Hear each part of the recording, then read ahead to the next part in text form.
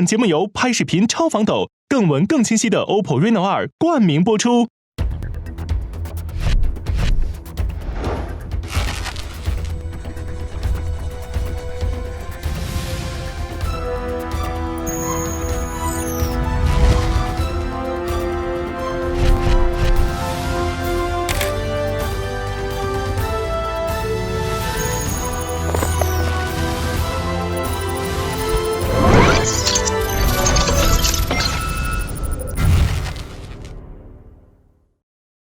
案情高能到手抖，稳定拍摄靠 Reno。本节目由拍视频超防抖的 OPPO Reno 2独家冠名播出。抖音越玩越嗨，办案脑洞大开。本节目由记录美好生活的抖音 APP 赞助播出。扭一扭，舔一舔，泡一泡，神探奥利奥真有一套。本节目由好吃好玩在一起的奥利奥赞助播出。有百事吗？有百事吗？有百事吗？本节目由美食搭档探案必备的百事可乐赞助播出。本节目一共6位明星玩家，在每期设置的游戏剧情中，分别有侦探、嫌疑人、真凶3种身份。真凶隐藏在嫌疑人之中，只有真凶可以说谎，只有找到真凶，玩家才获胜。游戏设置侦探酬金，每期抽取角色卡时，每位玩家将获得1根金条。如果真凶逃脱，则真凶获胜，其余玩家将所有金条交给真凶。如果抓住真凶，则投票正确的玩家保留金条。侦探若2次都投对，则可额外获得1根金条，其余玩家需归还金条。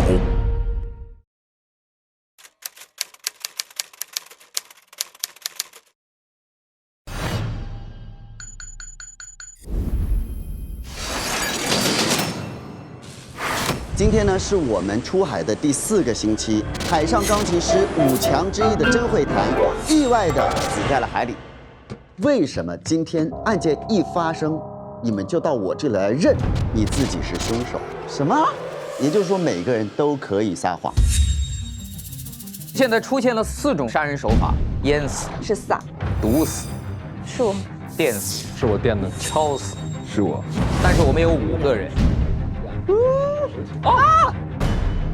为什么父与子这样一首钢琴曲，我的父亲却不让儿子练？但这首曲子我从小就练。你为什么会跟我爸爸的弹法一模一样？你跟我到底什么关系？而你的父亲又跟我们有任何的关系吗？到底是3个父亲，还是1个父亲的孩子有不同的故事？我觉得大家都可以再去找一找。好了，我去投票了。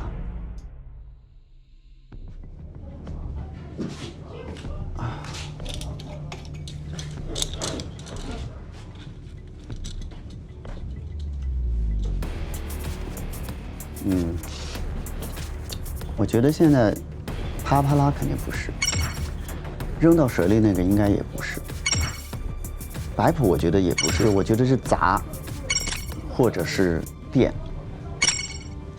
我凭直觉吧，我觉得他落水造成他浑身潮湿这件事情，有可能是增加了他被电死的这个可能性，所以第1票我先投给张二夫。朋友们，迫不及待的去2搜吧。OK。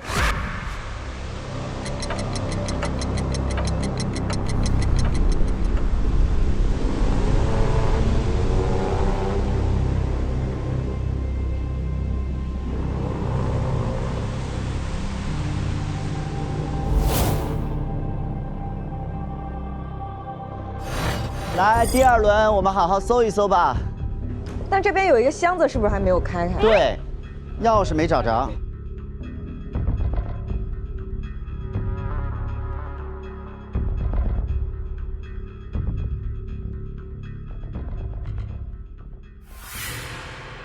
张二富的房间，第1搜啊，让我失去了很多信息，是对我非常不利的，所以我已经总结了经验了。棉花糖，这棉花糖，它怎么还在吃？我要尝一下。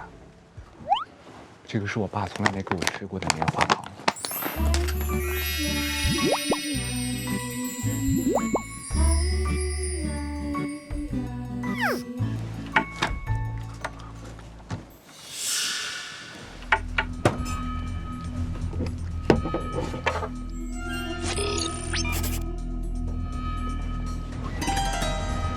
这是我房间吗？哇，你吓死我了！哎呦，哎呦，人别口，一身汗呢。你为什么要在你房间里面？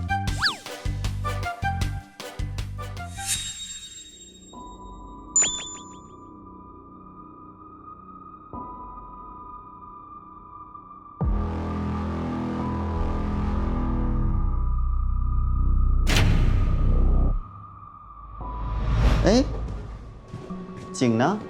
他去搜我屋了。侦探，在。我在张二副在房间发现了一个录音笔，后面有音乐。我听一下，谢谢。快点派人来救我！咚咚咚咚，快点派人来救我！有一个敲门的声音，我听见是个敲门的声音。对，快点派人来救我！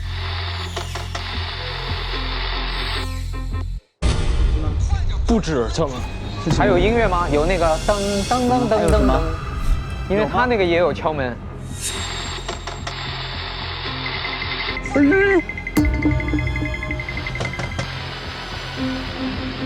对，是不是有有。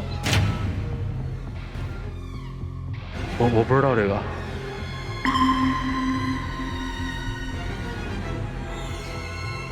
因为他的那个后面也有，我把那个拿来。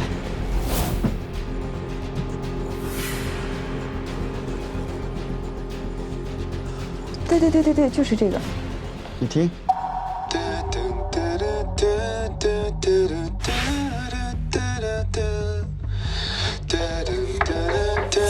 也是敲门。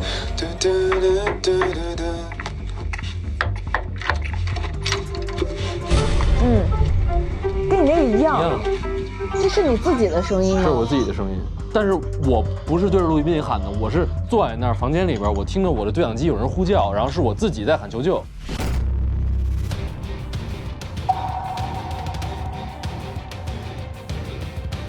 那你这录音笔呢？刚才那个录音笔在我这。啊，这个有时间吗？有录的时间吗？截止号。没有几月几号。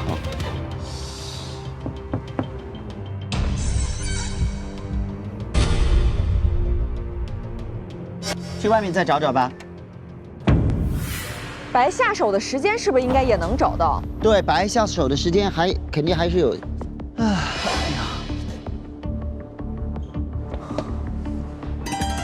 这是什么？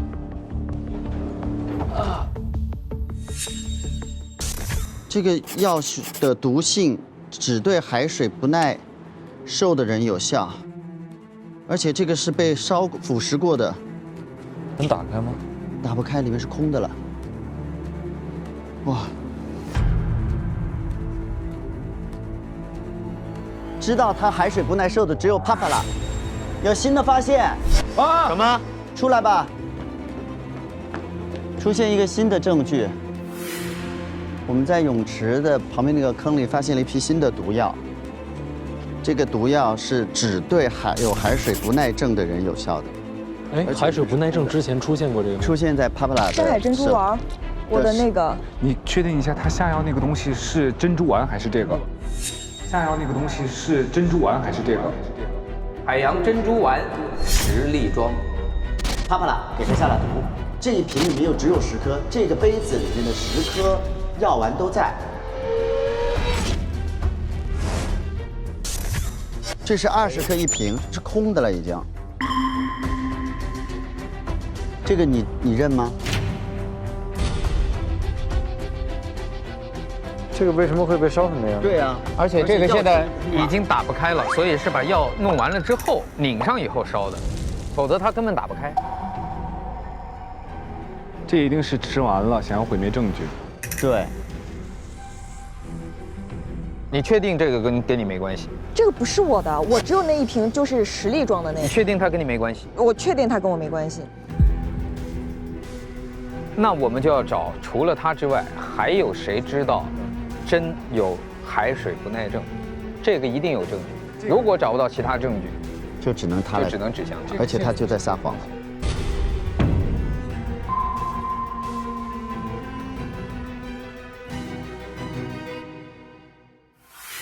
客房服务的手机到现在没打开，这里面我觉得应该也有一些重要的东西，但是客房服务有什么号码是能跟客房服务联系在一起？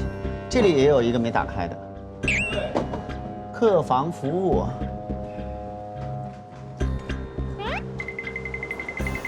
这上面不会有东西吗？哦，你小心点啊。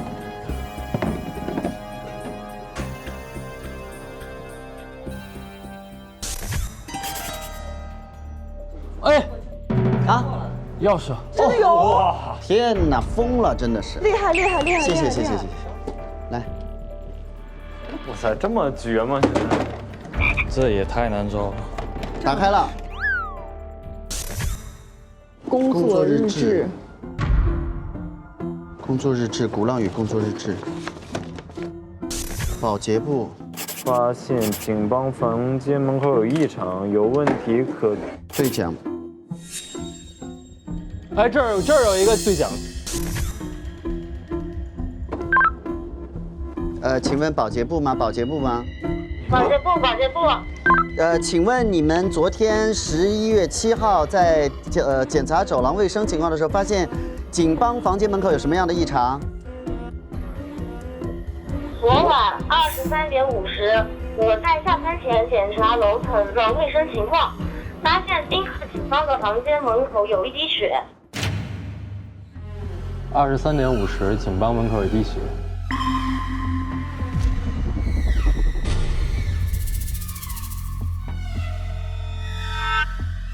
这里面好多挂钩啊什么的道具。打开那个密码是2258。看来是个打麻将的服务员。教大家如何利用手快速播放一下。控。客房服务妙招姐，每天都会在抖音上分享一条生活小窍门，谢谢抖音粉丝们给我点个赞，我会继续努力的。昨天发热的小意外，23点50，我去给张二富房间送水时，居然被他房间里的电流装置烫伤了。正好趁这个机会教大家如何利用手边能马上拿到的东西快速止痛。噔噔噔噔，那就是用水冲。23点50，我去张二富的房间，被他房间的电流装置烫伤了。23点50，电流装置已经用过了，所以不是12点半。23点50的时候，电流装置已经用过了。我真不知道这个。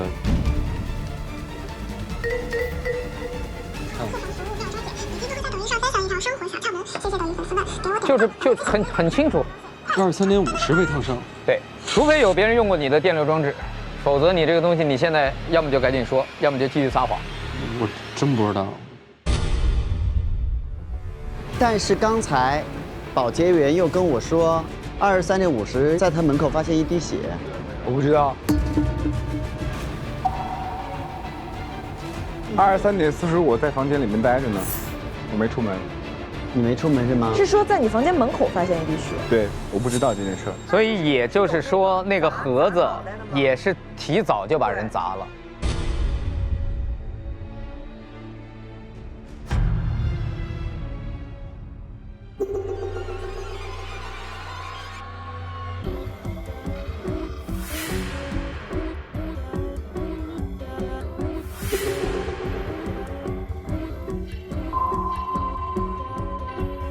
23点50的时候，电流装置已经用过。23点50，发现宾客警方的房间门口有一滴血。这个为什么会被烧成这样？这一定是吃完了，想要毁灭证据。我们要把所有的这些视频再仔细对一下。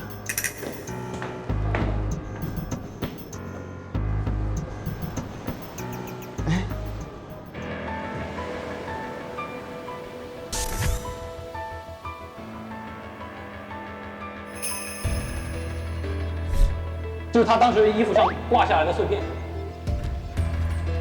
这钟是不是被动地方了？你看这个钟在这儿嘛，它应该是在这个，对不对？它现在在这儿了。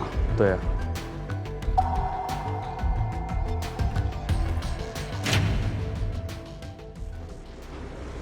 这个钟被动了地方了，挂的那个绳在这儿嘛，对不对？你是在对那个时间是吗？不是对时间，这个钟被动过了。钟应该是在这个位置，因为我们看到它挂的那个挂的那个在这儿，对不对？等于白白是等于萨站在这儿的，对不对？那钟应该是在这儿。哦。但是现在它到这儿了，是不是钟被动过了呢？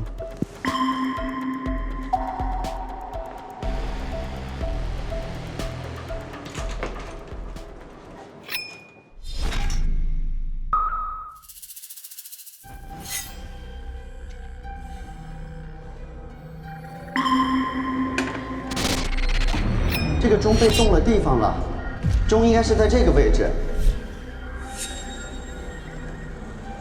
侦探，啊，这个会不会是放过一个镜子？那他拍的这边是镜像的。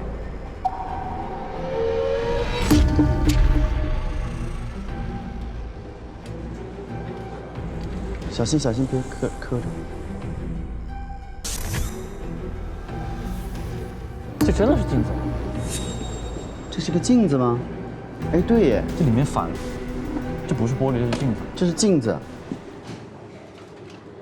哦，这后面还有镜子的碎片。这是个镜子，被打破了是吗？它这个是个镜像，等于它拍的是个反的，所以那不是1点，是11点。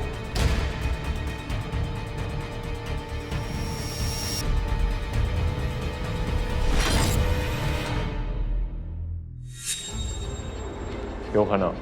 那不是1点，是11点。走，在这个的对面有一个指示牌，它原来是个镜子，也就是说这个不是1点，这个是11点。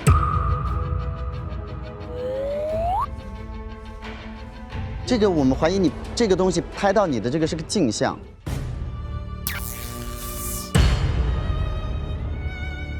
因为它的位置从你站的位置，这个栏杆是不对的。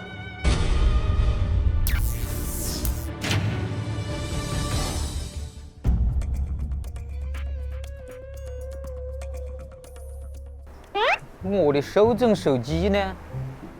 我说不然这船上这么晃，我还拍个自拍。就我这种潇洒的身姿，这要没有超级防抖的 Reno 2，我这怎么拍啊？案情高能到手抖。稳定拍摄靠 Reno， 只有这样才能在超抖的环境里拍出我的英姿飒爽。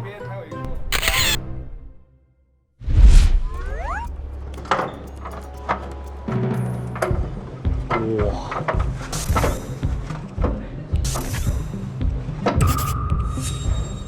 船长，怎么了？这是啥呀？找到一个乐谱。哦，在哪找到的？在那个地板下面。此曲有强烈的心理暗示效果，弹奏时需谨慎。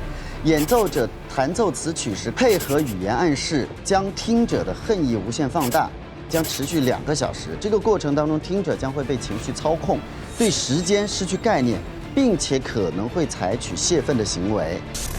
2个小时之后，听者将会渐渐地淡化恨意，且遗忘演奏者和演奏过程。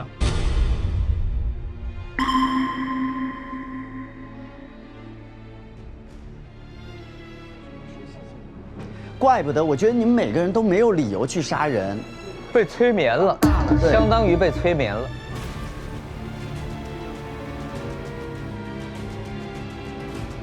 你看，就是对时间失去概念，所以我说我不知道，就是不知道。我也不知道。你们不都有各种被拍下来什么证据吗？就是什么几点说自己干的，都是你们自己推的，只有我说我不知道，你们还不信。第一是没有时间概念，另外一点就是所有的时间我们都是通过这些线索来的，而且这些全是这个人一步步引导我们的。你的这个时间，你的这个时间是镜像的，他误导我们是1点，但其实是11点。11点这个人已经被扔下去了。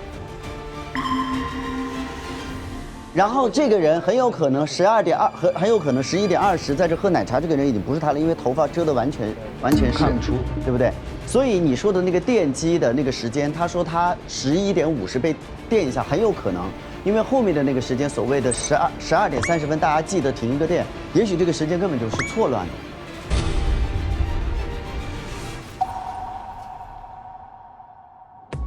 他说2个小时之后会恢复，但是就会忘了这件事情。你们肯定忘了自己曾经被引导过，但我觉得你们听到那个的那个音乐，应该就是指的这个《恨意狂想曲》。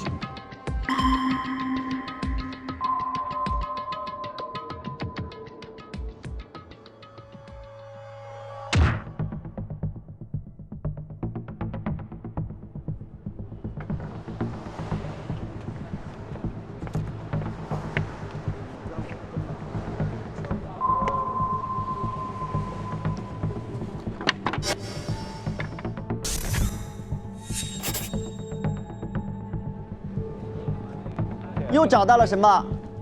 我的天哪，太厉害了你！一场被心理暗示操纵的谋杀。啊，那跟这个就对上了。找到了一本书，一场被心理暗示扔在那儿了。如果被心理暗示者在被完全心理暗示、毫无意识情况下杀人，可参照无行为能力人被心理暗示者本身成为心理暗示者的一件工具，是不需要负刑事责任的。我懂了为什么这个人会主动的跟我们来说他杀人了，就是因为他知道这个人是被心理暗示的，他可以找到这个借口，他不用负刑事责任。但事实上，他没有被暗示，他是真正动手那个人。对，他跟着所有人一起演，他也被心理暗示了。而且里面这个人他是唯一一个知道这件事儿，他应该知道心理暗示这个事儿。对。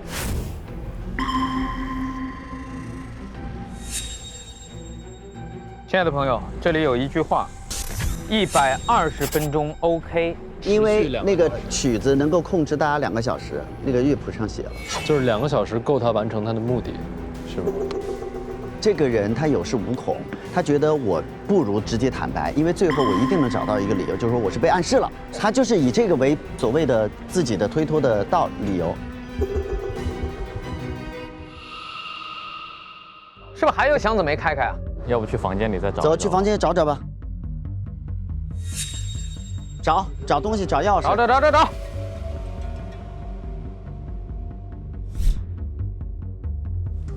哦，钥匙。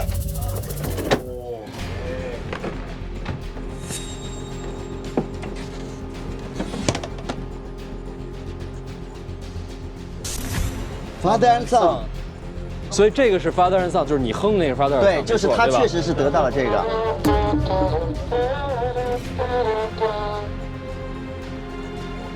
这柜子找过吗？没有仔细找，再翻翻。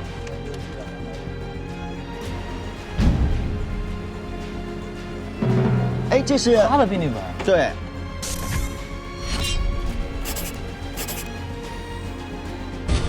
他如果接触了海水，就会皮肤瘙痒红肿，但是他皮肤有瘙痒红肿吗？并没有，对不对？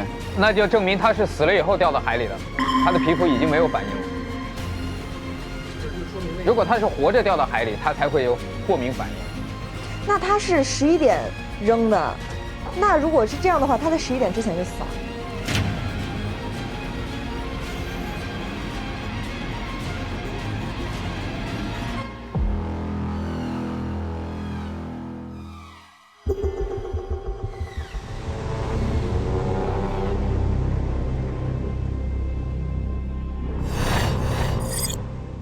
刚才在2搜的时候有重大的发现。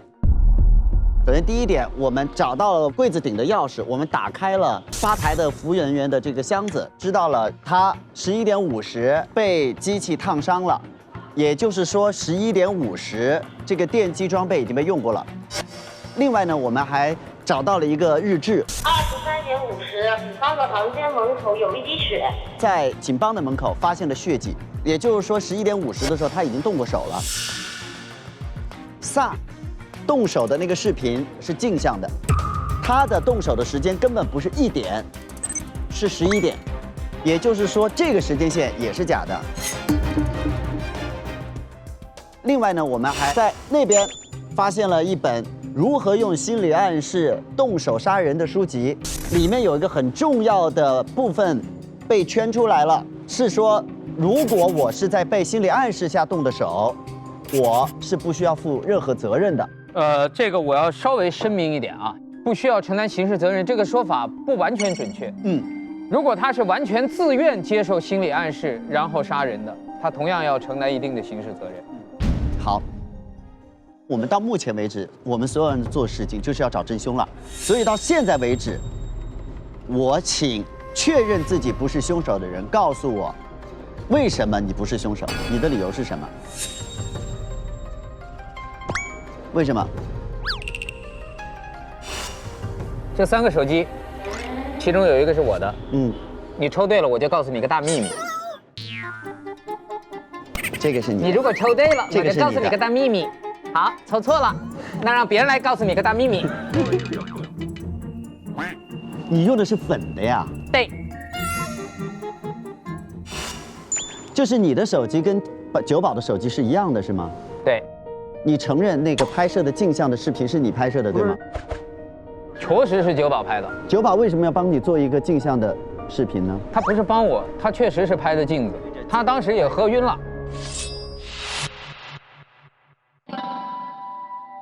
我知道为什么不是你。来，请说。真有什么病？真有海水不耐受症。这个病呢，接触海水，它就会引起皮肤瘙痒和红肿。我已经确认过，我们的尸体是没有红肿的。这说明什么？你扔下去的是，已经死了。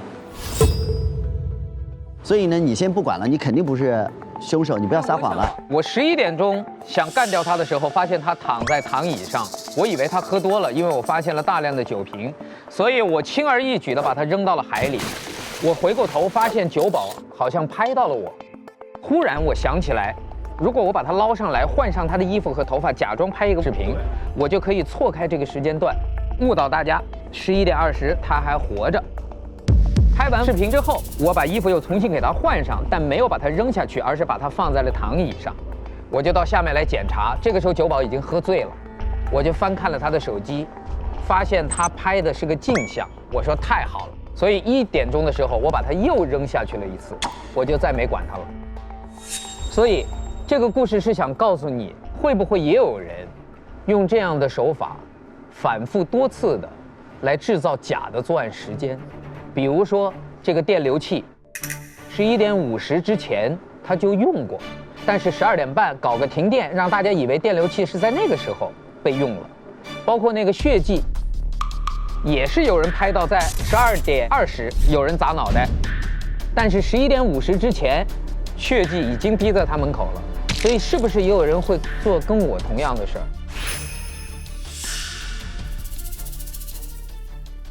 你自己的时间线记得这么清楚，那你记得10点45的时候，我跟你弹了一首琴。10点45，咱俩弹了个琴。10点45的时候，我在他面前弹了一首曲子，就是刚才你们看到的。当然你不会记得，是因为你被催眠了。你是只催眠了他，还是催眠了所有人？我所有人都催眠了，但第一个催眠的是他。所以你是我借刀杀人的第一步。如果你都没有杀人的话，那这个人更不可能是我杀的。不，现在我们已经确认了，我们今天晚上要找的就是催眠别人的人。不，因为承担刑事责任的最后就是催眠的人啊。但是你没有杀人啊。你是他的第一个工具，但是你没有杀人。你杀人的时候，这个人已经死了，所以我借刀杀人没有成，所以我才能跳。我是要听你的时间线，你扔的那个是死人，我才敢跳出来。我姑且认为不是白，就是白是催眠大家的人，但是他不是最后动手的那个人。有另外一个人知道你要用这种方法，他在借你的力。我是在10点40的时候从后边就是捂住了他，然后把他迷晕，在那个地上放了很多酒瓶，就假装他已经很醉的状态。那个纸条也是你留的。是因为只有我约他喝酒。那他为什么自己要动1次手？他没有动手啊，自己都说了，我捂他的时候，我怎么知道他没死？不是，他要确保你们可以安全的动手啊，他是帮凶之一。他如果是个大活人，在那活蹦乱跳的，你们几个不见得搞得过他。但如果他倒在那，你不用扔的、用砸的、用啥都行吗？你把每个人催眠的顺序讲一下。萨是第一个是10点45，第二个是帕帕拉是11点，11点15的时候我去了景的房间又弹了一遍，11点30的时候我去了张的房间，他应该是最后一个。白白现在具体可以分析他死亡的时间是什么时候？我觉得大概可以推断到10点40，因为10点40我把他放倒的嘛。然后11点他再去把他扔下去的时候，这个人已经是死的。我觉得大家都可以大胆的承认你们2次行动了，因为我也是2次，你们所有人应该都是2次。不，他只有1次。那另外一瓶药是谁的？烧焦的那个药，那个也是我的。我那个是被拍到的23点20分，我给他下了药。就是20粒装的那个深海珍珠丸上的那个说明，我给它撕了下来。那瓶药到底是20粒还是10粒呢？是20粒，那瓶10粒的是我自己的。所以那瓶他吃掉10粒了。他吃掉10粒了。那个烧焦那瓶药是你第2次用的？那个就是原包装。哦，那是原包装。没有用，那个是我怕被发现，我就又把剩下的10粒给倒了回去，倒到那个杯子里，为了让你们发现，就以为真没有喝。然后我把那个包装给烧了。对，那个10粒的瓶是你新伪造的。对，挺厉害呀你，啊还点头，还笑。你吃了10粒，原来我吃了10粒深海珍珠丸。那个对你没有用的呀。但我觉得不舒服。就是如果我们现在确定23点20分的那个人不是真的话，那我就肯定没有杀了真。是因为这个人不是真，所以他没有海水不耐症。深海珍珠丸对他没有用。肯定不是你。刚才我已经确认，萨不是，帕帕拉不是，小白萨觉得是，我个人觉得不是，所以现在比较怀疑的是张二副、景邦，就是看你们2个谁来告诉我为什么不是你，为什么你不是在11点前动手的那个人？你承不承认12点20的那个是你摆拍的？是我承认，对吧？真正动的手是几点？我不记得我是几点动的手，但是11点45，我是在房间里的，就说明11点45之前你已经动过手了。我什么都不记得。我不是凶手，这个项链是唯一我可以跟我爸爸相认的一个信物。当我把那个鸡爪粉撒到小白的手套之后，我把截图发给甄慧檀之后，我非常生气。就冲到了这个房，我上去就给了一棒子。但是我回到房间的时候，我发现我留下了证据。你留下了什么证据？掉漆了。掉漆了。然后我又拿着我的那个东西去了现场，在那个地方发现了一张照片，然后我发现了一只手。明白了。看到那个手上有在下毒，他就说哦，原来是23点20有人给他下了毒，所以他就想利用这个时间差。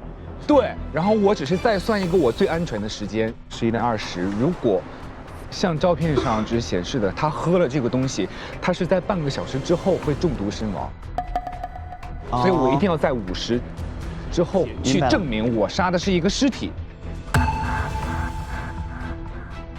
拍了一个假的视频。对，我在等一个可以证明我是在12点20去杀人的一个证人。所以我遇到了一个醉醺醺的人，我什么都没考虑，上去就一棒子。醉醺醺那个人正好在拍你吗？对。为什么那么巧，他正好在拍？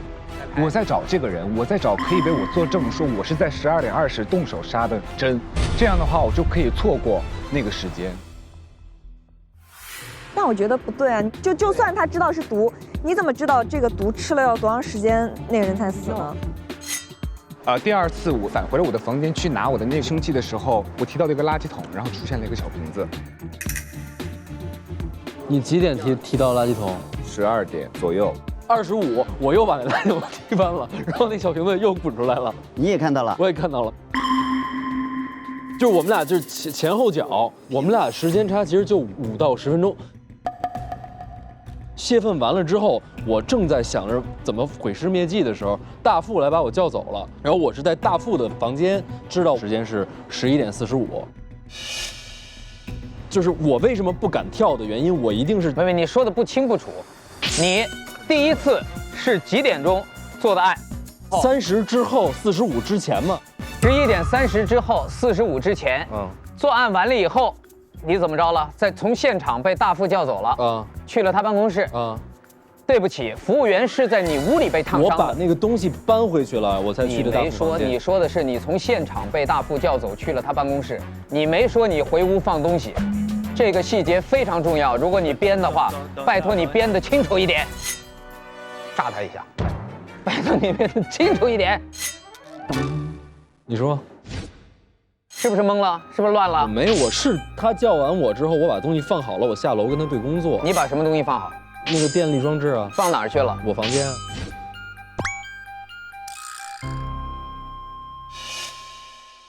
请大家注意，在这个曲子的说明书里写的非常明确，它只是在那2个小时里失去对时间的概念。当泄愤完成后，才会慢慢恢复对时间的记忆，而不是对他做过的事儿的记忆。对，所以，如果是他们2个是凶手的话，他们被催眠以后，他们仍然还会记得这个人已经被我杀掉了。是的。所以他们即便被催眠之后，还是可以掩盖自己的罪行。对。可是是谁引导我们看到那个假的瓶子呢？因为就是为什么呢？因为我想让你们发现。他想让发现的原因是因为他原本是想为了脱责，对吧？就是大家做第2次的动机都是为了甩，都是同样的目的啊，都是同样的目的。我现在觉得有2种可能性，一个是警方，一个是张。因为警方其实这一辈子最想要的就是爸爸的疼爱，而张呢，因为那个乐谱。这里面肯定还是有人在说谎，所以我们要重新捋一下每个人这个时候站出来说实话的动机，那个节点成不成立？那我们其实是因为白坦白了，我才敢完全放心的坦白。那么有没有人坦白的动机是不成立的？就是他的节点奇怪。我觉得是这样的，凶手只能在最后坦白，他没有办法先跳出来。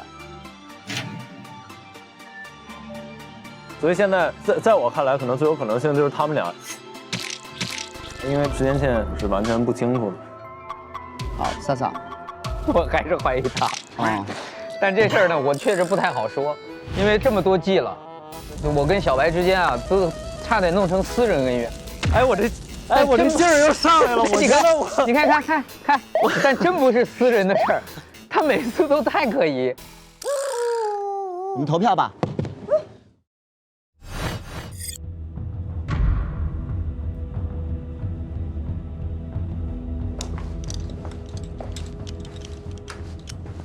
哎呀，坐会儿，想一下。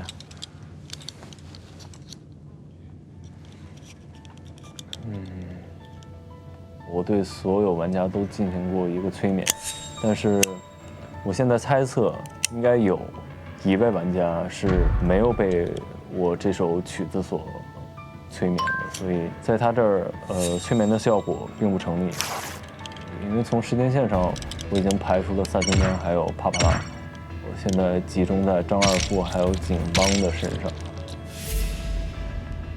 在现场发现了一个关于催眠的书籍的介绍，然后有一条信息被画了出来，写着120分钟。凶手对这个时间范围非常的看重，这一点对谁有利呢？我不记得我是几点动。我们俩时间差其实就5到10。我没有任何的动机。30之后45之前嘛。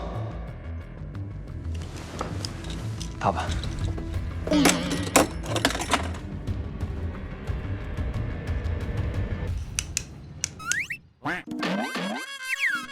啊，就是嘛，每个人还是得有个歌。对不起了啊，无关个人恩怨，但是不知道为什么一到投票我就控制不住，那劲儿一上来我就想投他。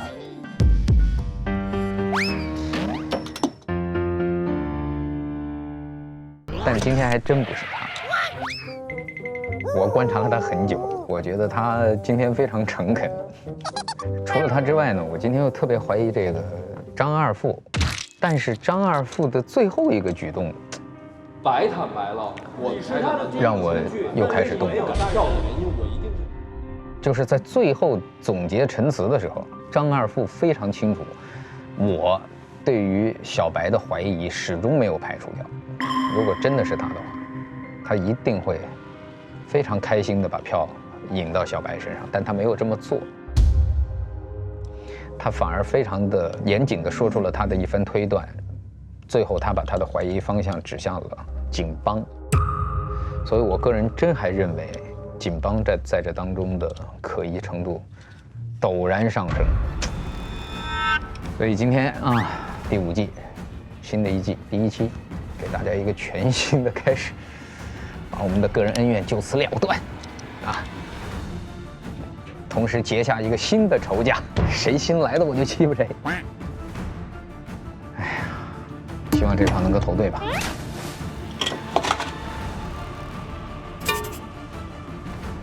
我能投2票吗？我真的还想再投他1票。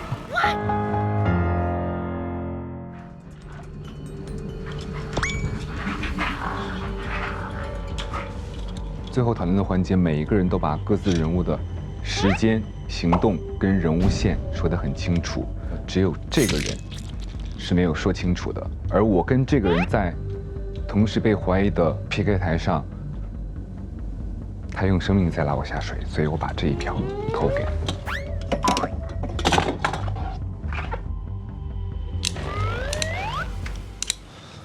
这个从时间线上怀疑的话，时间最紧凑的就是我跟警方，我们2个处于嫌疑最大的一种状态。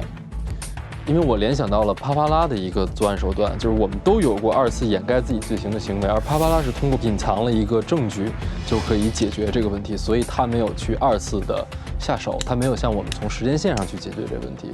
由此来推演到警方身上的话，他的作案工具是一个瓷砖，能印证他的身份，但是这个瓷砖本身并没有什么特殊的意义，他其实可以销毁证据的，而且他并不知道自己被这个保洁员目击的这个血迹，所以他的这个说法和他去2次去作案的动机是不太成立的，所以我怀疑他这里面在说谎。对于警来说，他其实完全可以把作案工具销毁，这是我没想通的一点，然后这是我投给他的第2个原因。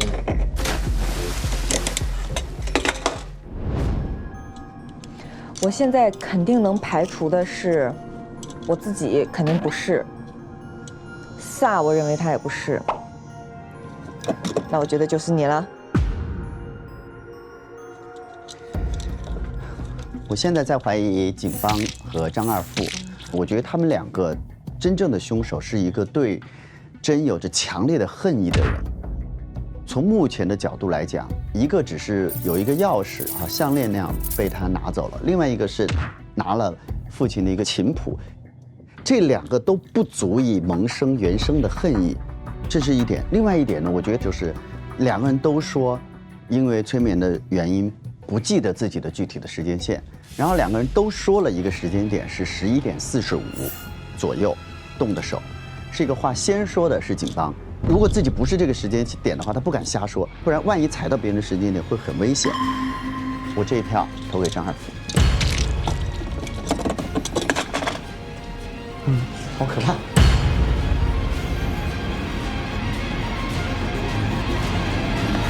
有一种复杂的预感。我们第5季的第1期可以说是非常的烧脑高能，因为到现在为止，我们甚至连真正的动机都没有找到，肯定还有我们根本都不知道的故事会在这个船上隐藏着。所以呢，今天我这个侦探也当得非常的糊涂，希望大家多多谅解。行了，原谅了。哈比刚才特别可怜的看着警宝说：“我俩好可怜。”为什么这么说？我知道这个节目一开始头一期肯定是非常非常复杂的，但我没想到我来参加，就赶上第1期就是那么复杂的一期，咱俩好可怜啊！对啊，而且我知道我要来的时候，我把第4季整季都看了，但是我没想到第5季来的时候更新了，一来5个人都是凶手。好吧，请宣布。明星大侦探第5季第1案，海上钢琴师上主。究竟谁是杀死钢琴师甄慧弹的凶手呢？现在公布投票结果。首先公布0票的安全玩家。自觉的同志们越来越多。不，都懒得凑这种热闹。获得0票的有啪啪啦，恭喜1票。萨金刚，妈妈，祝贺我们加一啊，妈妈一。还有白普也是0票。哎呦喂，嫂子没投我，天哪！恭喜3位玩家，嫌疑暂时解除。第5季金玩法呀，金玩法呀！我刚想投他，我那个手铐坏了。哎呀，可得了吧！说到做到，不要怂，到最后，咱们现实碰一碰。哎，劲儿又上来了，哎。所以现在是只有2个人有票，就是我们的张二副和我们的新玩家景邦。在剩下的2位玩家张二副、景邦，谁获得的票数更高呢？2位玩家中有1位玩家得到了5票，有1位玩家获得了2票。现在我宣布，票数更高的那位玩家，他就是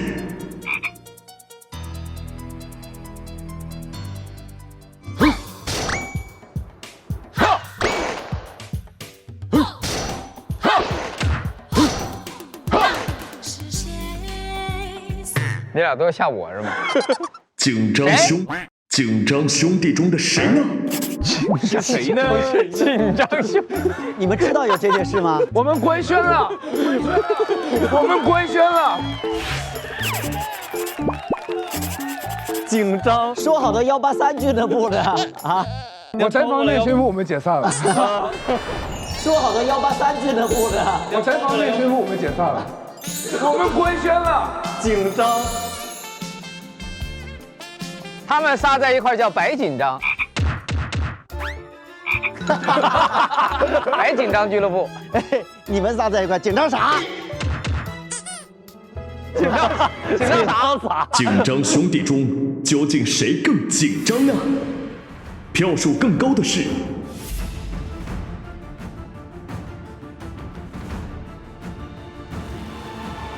哥哥张二副。谢谢大家，谢谢大家，谢谢大家。第1票我先投给张二副，投给张二副。好吧。就是你的。是这个吗？谢谢大家，谢谢大家，这期给我准备这么理想的一个舞台啊，要一个什么样的 pose 呢？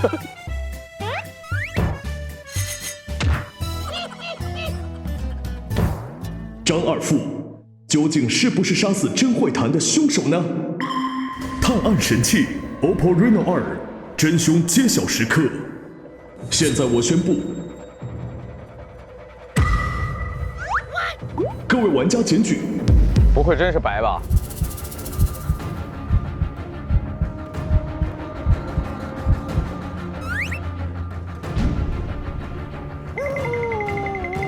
各位玩家检举。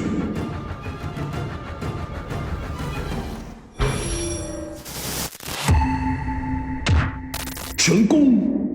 成功！恭喜恭喜！太难了，他就是好玩不好玩，太难了。谢谢你。他太难了，他这个。大家遗漏的关键性证据是，在张房间发现了爱意狂想曲，可以抵消恨意狂想曲的催眠。在张房间发现的无所不能，可以打开真房间里的箱子，里面有真正的凶器，以及一封张爸爸可能已经去世了的信件。好，谢谢我们的小卜送上金条。有谁没投张？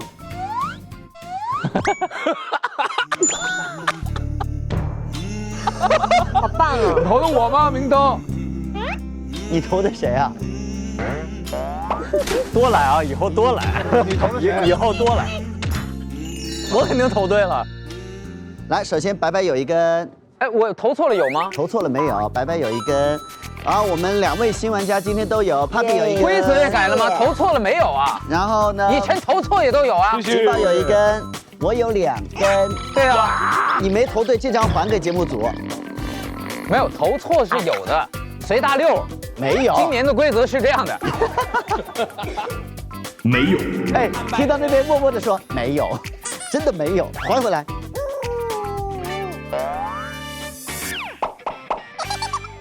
我自己是觉得从任何一个点，张二副都没办法跳，因为非常的被动。我觉得还有一点可能跟我先问了景有关系，因为他讲完之后，你讲的跟他是一模一样，对，是完全一样的。因为你其实不是抄他，是因为你们2个留的那个空间只有那么多，你们俩只能在同一个时间里面。你也说的45，他也说的45，你也说你踢到了垃圾桶，他也说他踢到垃圾桶。如果是我先了问的他先说完之后，你再说你就被动了，对吧？对。所以其实是不容易的。对。最后我们投的时候，其实都已经很模糊了。他其实已经成功的把自己藏起来了，但他们俩都，说实话已经很不容易了玩的。下期别来了行不？你这，他觉得他投错完全怪你，你说。撒老师，下期再来啊！第1期就开始明灯，你是怎么做到的？对，你看最后在他们2个人当中，我这就非常明确的指向这位，跟着我的反方向投，绝对就对，所以。多少年啊，这个质量保证，大家放心，明灯始终擦得亮亮的。但是无论如何，我不应该犯这个错，这也是我跟我的弟弟这么多年的第1次见面。下了岸我就去自首，但是在大海上，我想跟弟弟过最后一段相处的时光。我们已经11年没见了。我觉得我们就对他稍加小心，但是暂时不把他关起来。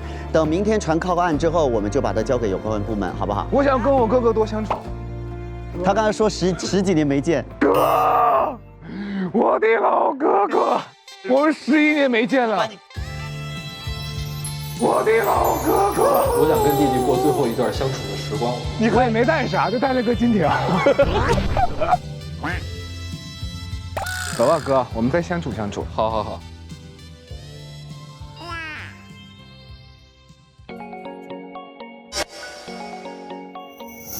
你要搞事儿？我工作电话，我得接一下这个。晚，发现新的线索了。喂，你好，请问是普水手吗？啊，对，鼓浪屿普水手，请问您是？我是鼓浪屿号游轮的船长，我因事耽搁了，特意嘱咐你们等我回来再开船。可你们怎么就快开了？已经1个月了，都不告诉我。您是船长，但是船长，但是我们船上现在有一位何船长，这1个月都是他来负责整艘游轮的。我这里有鼓浪屿号的船长聘书，待会儿发给你。行，我先去确认一下。他刚才说他是这个船的船长。对啊，我是这个船的船长啊。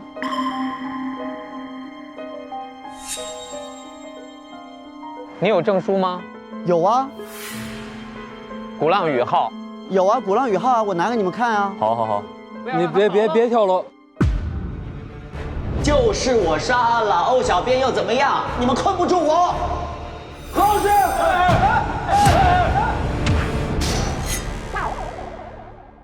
你看，我刚刚去我房间拿来了我的证书。哦，聘书。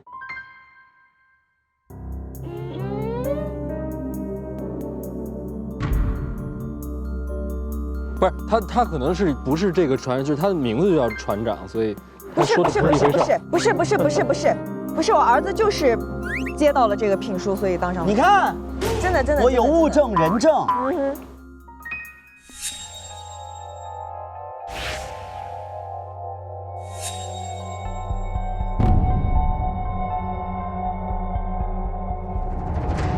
我真的是有聘书的。他的这聘书有发过来吗？他没发过来。这样吧，我那个回去等他发过来，我确认一下这个事情，明天有任何消息通知大家。我就是真的船长，在这里所有的真的下场都不太好，什么真会谈呢？那我这么说，我不是假的船长。OK。他刚才说的是本来说好了他要来开这个船，发现我们已经开走1个月了，是吗？对，而且没有通知他。他没有出航，对吧？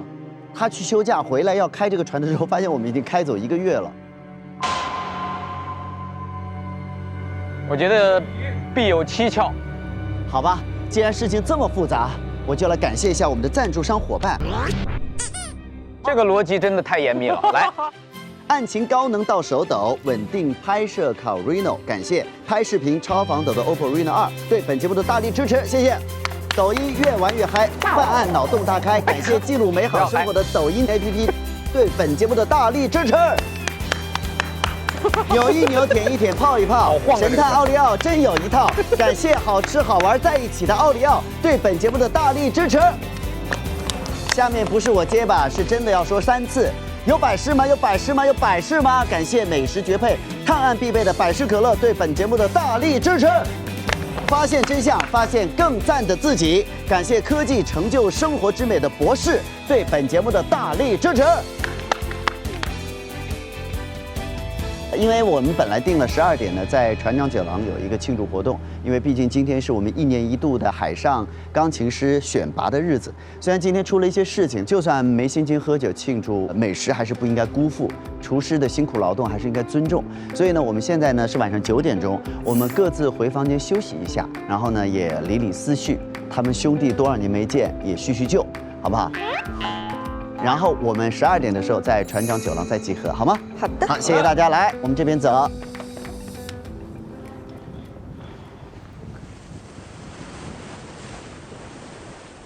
整个案子现在只是表层的东西被我们揭开了，太多太多的疑点，包括为什么我扔的信鹰都飞不出去。我是不是真的回到了我最初离开的那艘船上？那张合影为什么我没有在上面？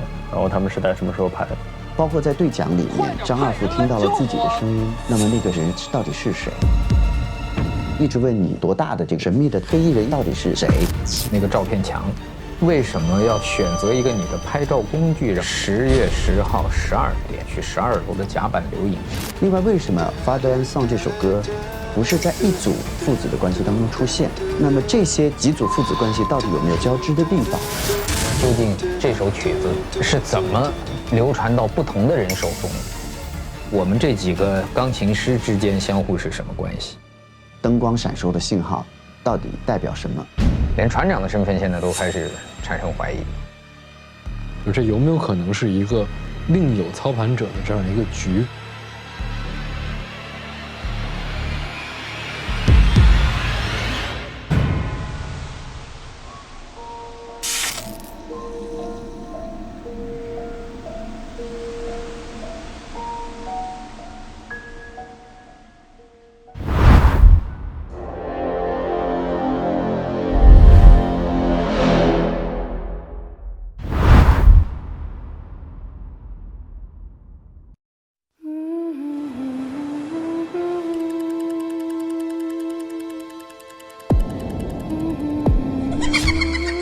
是有一个穿黑衣服的人吗？刚才特别像那个问我年龄的那个人，反正也是蒙着头，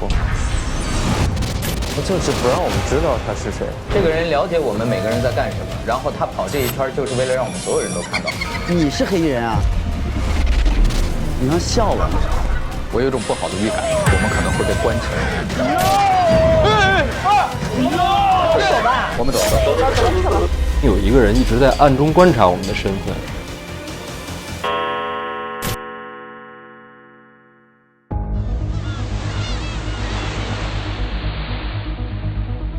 时空、空间，还是时间？这是穿越了吗？这里面的2个白，他是不是同一个人？现在这个你是刚才跟我们一起去看衣服那个你吗？另一个我要替代我杀了他。所以我们到底有多少个我们在这里面？哎呦，这个传说到底是什么？今天是最后期限。如果有一个人没有被杀死的话，他就会永远留在这儿。一辈子不长，不要活在回忆里。上微博搜索“明星大侦探”话题词，一起边看边聊。感谢特别合作媒体微博台网、微博综艺、战略移动资讯平台、网易新闻、网易娱乐、网易号。独家深度合作媒体新浪娱乐、新浪新闻客户端，特别合作新闻客户端界面新闻、一点资讯、Zaker 封面新闻。特别合作 WiFi 万能钥匙、讯飞输入法、亲宝宝、中华万年历、造豆果美食、闪萌。感谢网媒支持：中青网、凤凰娱乐、新华网、北京网、环球网、国际在线、中国网、千龙网、粉丝网、中国娱乐网、360娱乐、猫扑娱乐、新浪湖南、大疆网、虎网、大众网。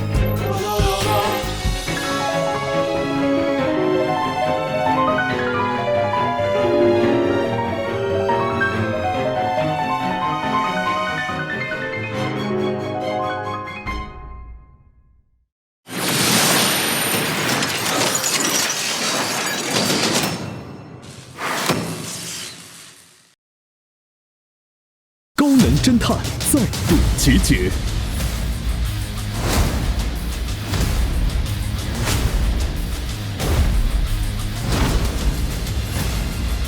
神秘嘉宾，敬请期待《明星大侦探》第5季，每周5中午12点，芒果 TV 全网独播。